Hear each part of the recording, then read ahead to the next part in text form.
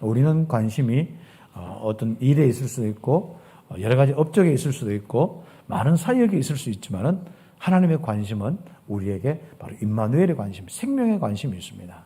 그래서 그 생명을 잘 표현하고 있는 부분이 하나님과 우리 관계를 이 그리스도를 통해서 잘 설명하고 있는 부분이 바로 요한복음입니다.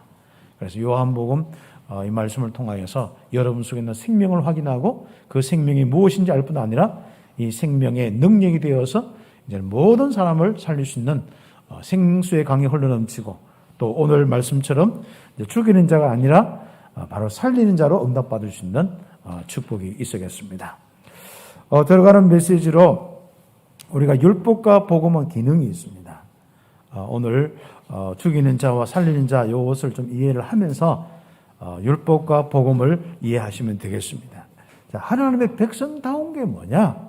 이런 것을 한 614가지로 좀 기록을 하고 좀 이렇게 교범을 삼고 또 규례로 삼고 이런 부분입니다. 이런 부분들은 결국 우리가 그대로 살아야 되겠죠. 사실상 이 율법의 기능, 하나님 백성다운 삶이 뭐냐가 제일 중요한 거거든요. 그렇지만은 결국 그 부분은 결국 이제 드러난 것이 죄가 뭐냐, 이제 이 정죄하는 이런 부분들, 이런 기능이 되어버렸습니다. 다시 하면 참과 거짓의 기준, 하나님 앞에서 올바로 산다는 것이 뭐고 올바로 안 산다는 것이 뭐냐, 이런 부분이죠. 빨리 우리는 그리스도의 필요성으로 가야 됩니다.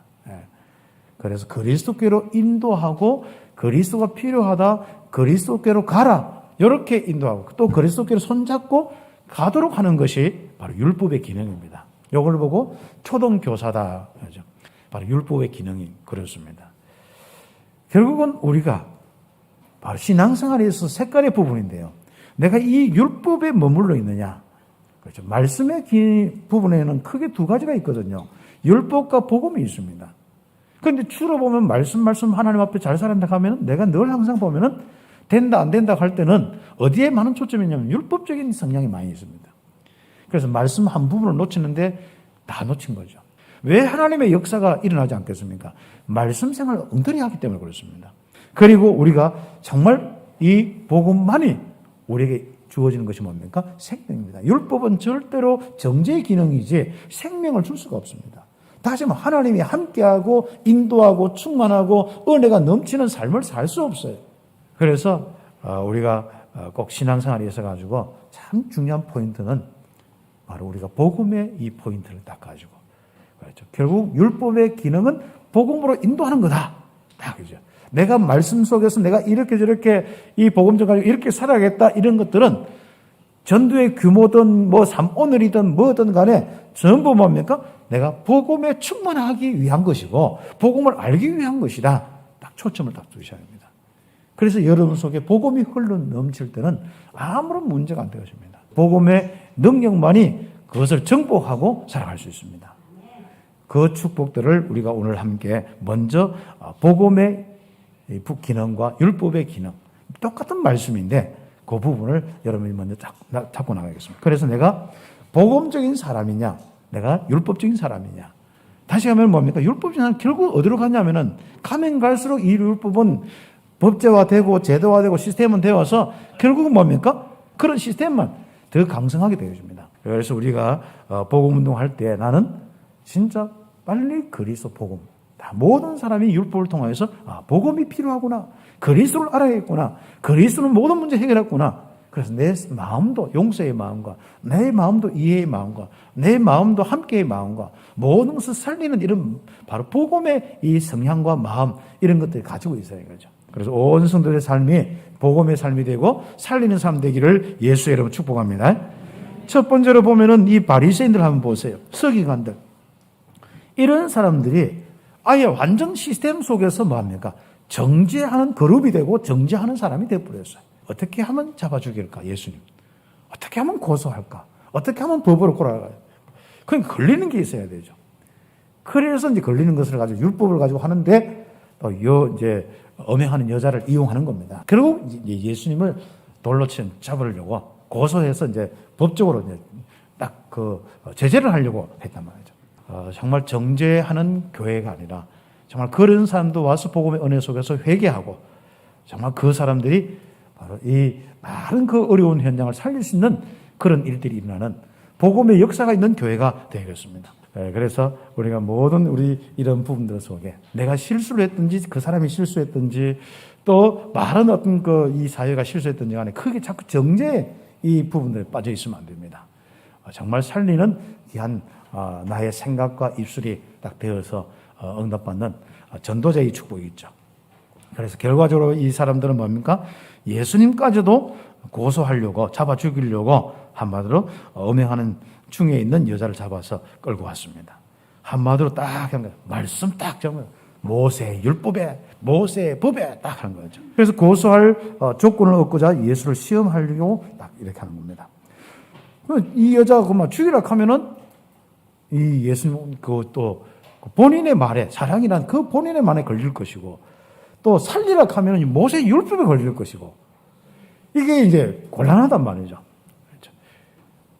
그렇게 할 때 뭡니까? 예수님은 그냥 말부터 하지 않고 조용히 그냥 뭐 글자를 썼어요. 그렇게 이제 쓰고 무슨 말은 쓰고 일어나서 말이야. 너희 중에 죄 없는 자가 먼저 돌로 딱 쳐라. 딱 그러니까 사람들이 이제 양심에 걸리든지 돌 하나씩 놓고 막 어른부터 시작해서 막 쭉 빠져나가는 겁니다. 청년들까지 막 빠져나가는 겁니다. 딱 예수님과 이 여진 혼자 남았어요. 그때 바로 뭐 합니까? 나도 너를 정죄하지 아니하노니 가서 다시는 범죄하지 마라. 죄를 짓지 마라. 이런 답을 딱 줬죠 말이에요. 우리는 어떻습니까? 바리새인이 할 수 없는 그 일들 그리스도를 통해서 새로운 변화가 일어났습니다. 또 새로운 시작이 되었습니다. 그 그리스도의 이 비밀을 가지고 그 모든 것을 살리는 바로 그 일을 우리가 이어받는 사람들이 바로 여러분들입니다. 우리 교회입니다. 이제는 내가 정죄하는 사람, 죽이는 사람이 아니라 정말 악한 마음 가지고 사람을 잡아서 곤란하게 만들려는 사람이 아니라 사람들을 살리는 사람으로 응답받아야겠습니다. 그래서 우리의 목적이 뭐냐면은 다시는 죄를 짓지 않는, 다시는 그 연약함에 빠져 있고, 다시는 무능에 빠져 있고, 다시는 악한 영에 빠져서 삶을 무너진 삶을 살지 않는 그 상태, 거기서 벗어나야 되거든요. 우리의 바로 응답은 그렇습니다. 내 자신과 모든 사람의 응답은 그렇습니다. 그렇다고 해가지고 그들이 감당할 수 없는 부분들을 가지고 막 하면은 그게 그들의 율법이 될 수밖에 없죠. 그래서 우리가 그런 살리는 지혜까지도 얻는 이번 주간의 삶이 되기를 예수님의 이름으로 축복합니다. 그래서 우리의 성량 자체가 예수님처럼 정죄하는 자가 아닌 살리는 자가 딱 될 수 있도록. 그래서 예수님께서는 그 일을 하셨습니다. 그렇죠. 가문과 가정, 개인 환경에서 큰 저주 속에 빠져 있는 삶, 어떤 삶인지 알잖아요. 이 세상 문화가 그렇고요. 결국은 우리가 알지만은, 이게 잘못된 건 알지만은 힘이 없단 말이죠. 영적 문제 사단에 잡혀서 사단을 이길 수 있는 사람이 없단 말이죠. 이 문제를 해결하시려고 오신 분이 누구냐? 예수님이란 거. 그래서 그 일을 하신 분이 그리스도입니다. 그 그리스도의 일을 십자가에서 다 끝내버렸단 말이죠. 우리가 항상 그러죠. 우리가 법이라 한 것은 항상 이렇게 보면 법대로 우리가 재판해서 그게 손해든지 그 벌을 지었으면 대가를 받아야 되거든요. 영적인 것도 마찬가지고 하나님 앞에서도 마찬가지입니다. 그렇죠. 사회적인 부분들은 뭐 사회에서 이제 그 사람이 책임져야 되지만은 특히 영적인 것은 어느 누구도 해결할 수 없기 때문에 바로 주님께서 정죄하지 않는다, 용서한다, 이 말은 뭐냐? 주님이 대신 담당하신다는 겁니다. 바로 그렇습니다. 그래서 우리 죄 문제 해결은 누군가 하나 책임을 지는 거예요. 누군가 하나 그 부분에 대한 죄값을 받는 겁니다. 그래서 죄 없으신 예수님께서 우리 죄를 위해서 전능하신 하나님이 이 땅에 그리스도로 오셨는데 그 전능하신 주님이 우리를 위해서 진짜 돌아가신 거예요. 그래서 다시는 죄를 범하지 말라. 그렇죠. 자백하면 다 용서하시는데 다시는 그 속에 빠져있지 말라. 흑암과 죄로 온 저주의 삶에서 벗어나야 한다. 개인과 가정과 가문의 영적 문제에서 완전히 벗어나서 축복의 발판으로 만들어야 됩니다. 그 다음 페이지에 중요한 부분이죠. 악한 습관, 혹시 내가 고쳐지지 않는 이런 음행의 부분이든지 또 난 도둑의 부분이든지 거짓말의 부분이든지 또 아니면 내게 있는 많은 어떤 부분의 시기와 미움과 질투의 부분이든지 이런 많은 악한 습관들이 있다면은 고치기 어렵지 않습니까? 그러나 고쳐야 됩니다. 거기서 빠져나와야 됩니다. 그래서 우리에게는 그리스도를 통해서 용서뿐 아니라 그것에서 빠져나올 수 있는 힘을 주셨는데 바로 성령의 비밀입니다. 그래서 우리는 악한 습관을 고치기 어렵기 때문에 에베소서 5장 18절의 말씀처럼 성령의 충만함을 받아야 하겠습니다. 큰 두 번째로 어떻게 하면 되느냐? 그렇죠. 그리스도를 알고 모든 것을 살리는 자가 되어야 되는데 그 응답을 놓고 한번 여러분 자신을 참 점검하고 한번 도전도 하기도 하고 여러분 자신들이 실제로 이제 여러분 어떤 것도 문제가 안 될 정도로 나에게도 그렇고 다른 사람도 그렇고 어떤 부분도 문제가 안 되는 거 있죠. 이제는 정죄하는 자, 죽이는 자가 아니라 살리는 자로 복음 속에서 모든 사람을 살리는 사람으로 응답받는 축복이 있어야겠습니다. 그래서 그리스도는 모든 것을 살리는 분이다. 바로 이 그리스도가 내 안에 주인 되어야 됩니다. 그 그리스도는 세상의 빛입니다. 그렇기 때문에 주님께로 오는 사람은 어둠에 다니지 아니하고 생명 빛으로 다니게 되어 있습니다. 생명의 빛을 얻으리라. 그래서 우리는 바로 이 땅의 영적 문제, 죄 문제를 해결하려고 이 땅에 오신 분이 누구라고요? 바로 아버지가 보내신 분이 바로 예수님이다. 결과적으로 바로 예수님께서 우리 죄를 위해서 바로 십자가에 달리시고 모든 문제 해결하시는 그리스도라는 것을 이야기하는 것이죠. 네. 그렇다면 그 일을 하신 그리스도가 우리 속에 있다. 그렇죠. 내가 그리스도는 아니지만 그 그리스도가 내 안에 있고 그 그리스도가 성령으로 내 속에 계신다. 그 축복 속에 여러분은 모든 것을 살리는 사람으로 응답받을 수밖에 없습니다. 그래서 성도는 복음 24시, 그리스도 24시가 되는 겁니다. 한번 도전을 이렇게 한번 해보세요. 정말 복음 24시 내가 1초라도 내가 복음 늘 생각하고 내가 염려 걱정과 이런 부분에 빠져있지 않는다면 여러분 응답 중에 응답입니다. 그래서 복음을 생각하는 24시 이 생각을 한번 점검해보고 23시 몇 분 됐다 하면은 24시로 채우시기 바랍니다. 잘 때까지 복음이지 않습니까? 잘 때까지. 그렇죠.